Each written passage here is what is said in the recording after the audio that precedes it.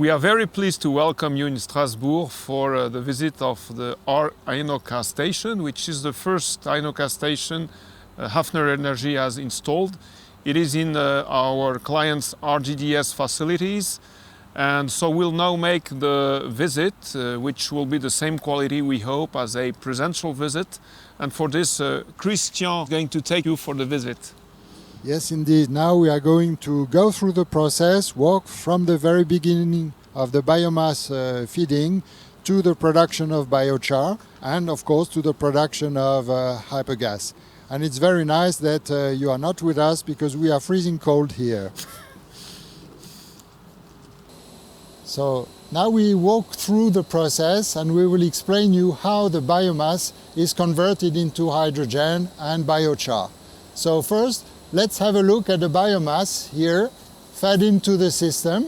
This is typical biomass that we use in the process, shredded woods in this case, and Ahmed ZAGHOUANI will show you and explain a little more about the types of biomass that we use in this Hynoca installation. Je m'appelle Ahmed ZAGHOUANI, je suis responsable R&D chez HAFFNER Énergie. On utilise comme matière première dans Hynoca des résidus agricoles en état et non séchés. Par exemple, aujourd'hui, nous fonctionnons avec des plaquettes forestières 100% résineux. Nous n'utilisons que des rémanents de l'exploitation forestière et agricole, comme des sciures, des écorces ou des pailles. Ces résidus sont collectés dans un périmètre de 50 km autour de Strasbourg. So this is in the background, this is a complete installation of Hynoca here in Strasbourg. We have from the biomass feeding system that you just saw, we are going to move towards the next steps, which include first the thermolyzer, just in my background, and then soon after this you will see the cracking unit, the steam biomass reformer. And I will let Benoît explain more in details how the process works. Bonjour, Benoît GOELDEL, je suis le responsable du bureau d'études chez HAFFNER Énergie, en charge de la conception des équipements. Ici vous voyez le thermolyseur, la première étape du process qui permet de transformer la biomasse par un procédé thermochimique à 500 degrés. La biomasse rentre dans le dispositif par la gauche et va traverser tout le système mécanique par un jeu de manutention. On va apporter suffisamment d'énergie pour transformer et sublimer la matière. De ce fait, on va dégager du gaz de thermolyse, qui est le gaz précurseur du fameux hypergaz. La deuxième fraction, le deuxième sous-produit du thermolyseur est le char qui sort derrière, en arrière de la machine. Ce char est par la suite utilisé pour d'autres process. Le gaz de thermolyse est injecté dans le SBR, juste derrière moi, qui va permettre d'avoir une réaction de craquage à 1200 degrés. Les molécules de grosse dimension vont être fractionnées pour produire des petites molécules et ainsi avoir un hypergaz exploitable. Cet ensemble SBR fonctionne donc à 1200 degrés. La chaleur provient de brûleurs qui consomment une fraction de notre propre gaz, ce qui nous permet d'être autonomes en énergie. Le gaz de combustion de ces brûleurs est ensuite réinjecté dans le thermolyseur pour apporter l'énergie nécessaire à cette opération de transformation de la biomasse. Le process est entièrement automatisé. On peut voir tout le dispositif électrique et la supervision va permettre de piloter l'intégralité des moteurs. On a une dynamique et un système relativement lent qui permet justement d'avoir quelque chose de robuste avec une usure très limitée des actionneurs. L'autre particularité du dispositif est son étanchéité, puisqu'on doit réaliser une étanchéité parfaite pour bien capter l'intégralité du gaz de thermolyse et aussi pour ne pas laisser rentrer d'air et d'oxygène dans notre process, qui sinon ça s'apparenterait à un pyrolyseur classique. L'installation qu'on voit ici fonctionne en toute autonomie grâce à la supervision et un système automatisé robuste qui permet aussi d'avoir une maintenance prédictive entièrement automatique.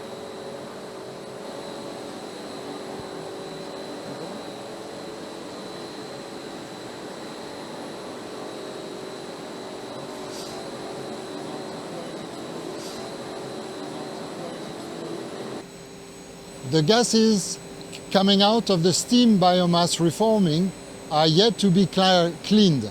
So we have installed here the first step of the purification of gas, which include a water scrubber that is behind us here. The gases will be removed from some pollutants before it will enter later in the final purification step. I will let Simon explain the measurements which are carried out here with our micro-GC and the quality of gases that we reach here. Bonjour, je suis Simon Picot-Bannereux, ingénieur en recherche et développement chez HAFFNER Énergie, et à ma charge, je dois mettre le design de la partie traitement, enrichissement et purification du syngas que nous produisons avec le procédé Hynoca. J'ai aussi également à ma charge la partie analyse des gaz produits par le procédé.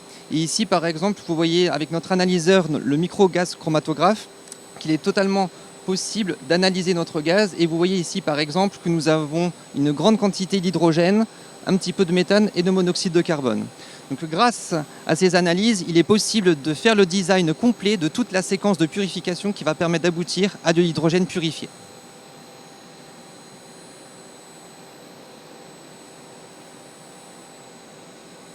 So as we explained, Hynoca has two outlets.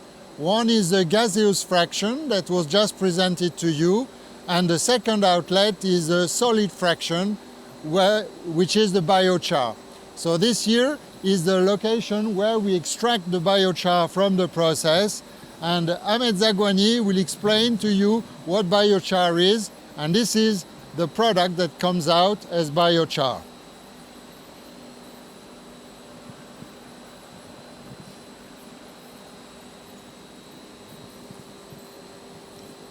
So Ahmed, can you tell us a little more about biochar? What is the use of biochar?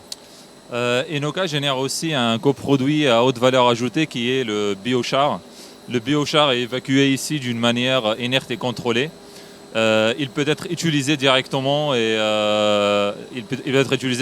par l'agro-industrie en tant que substrat de culture grâce à ses qualités physico-chimiques comme une surface spécifique très élevée, un teneur de plus que 80% en carbone fixe et une forte capacité de rétention d'eau.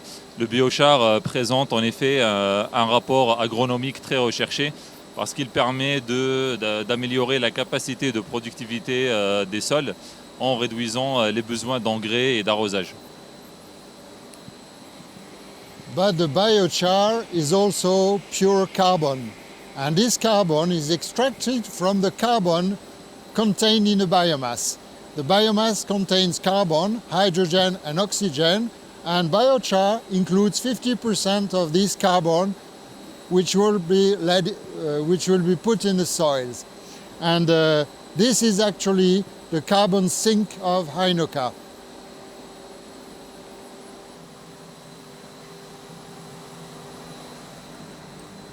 So we are here in the control room, and this is the place where we make all the supervision of the plant. So this kind of supervision, we can have it locally like here, or we can have it also remote. And this is a service that we will be able to propose to our customers. So we can make a full automatic operation of the plant and with a global system. And I would like Ahmed to present you the system, the supervision system. Please, Ahmed. Ici, c'est le poste contrôle-commande de l'installation. D'ici, on peut superviser tous les équipements, l'état de fonctionnement, les températures et les pressions. Ici, je présente une vue globale de l'installation.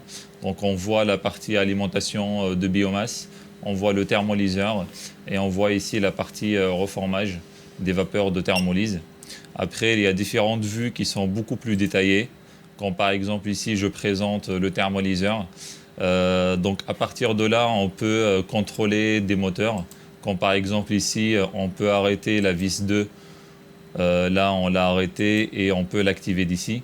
Donc là, je l'ai fait en manuel, mais sachez qu'il y a une mode automatique qui permet de contrôler avec des séquences bien précises le fonctionnement de thermolyseurs et aussi de reformeurs. Donc ici aussi, on voit les différents niveaux de température. On voit aussi les différents niveaux de pression. Par exemple, là actuellement, on est entre 600 et 800 degrés dans le réacteur de thermolyse. Avec cet outil, on peut en fait diagnostiquer la machine à distance, on peut contrôler la machine à distance et cela facilitera l'exploitation de la machine pour nos clients. We are pleased to have with us tonight our client R-GDS, client and partner, and represented by Estelle HUBNER, and she is going to give a small testimonial. So please, Estelle. Alors, R-GDS, en s'associant avec HAFFNER Energy, a pris un grand virage vers l'hydrogène. En tant que chef de projet, je suis de très près le process. Et je peux dire que les résultats sont concluants. D'un côté, on obtient du biochar très divisé. Et d'un autre côté, les concentrations en hydrogène sont celles attendues. So to finish, I am pleased to present you Frédéric AUBERT, who is our industrial director. He's a key person in our organization, so I'll let Frédéric explain his role. Donc Frédéric AUBERT, directeur industriel pour la société HAFFNER Energy et aussi responsable du projet Hynoca. Donc la conception de nos équipements, dont un exemplaire est en cours de fonctionnement derrière nous, a été réalisée par le bureau d'études interne à HAFFNER Energy en collaboration avec le service recherche et développement qui a travaillé pendant plusieurs années sur la mise au point de notre process. Le souci d'industrialisation a été pris en compte dès le départ pour permettre une conception standard de plusieurs équipements et une facilité de maintenance et une robustesse des équipements. La fabrication a été réalisée par des sous-traitants qui sont originaires de notre siège social dans un rayon d'environ 150 km autour. Et notre usine nous permettra de monter, de faire tout le prémontage des équipements, le câblage, le calorifuge et tous les contrôles de type FAT avant l'expédition chez les clients.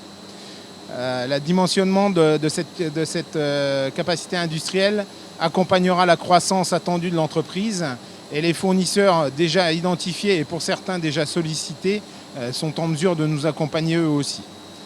Le format skid de nos équipements correspond à un conteneur 40 pieds pour faciliter le transport de type intermodal, mais aussi des mises en service compassifiées par rapport à l'équipement actuellement en production, compassifiées de sorte à pouvoir superposer les skids.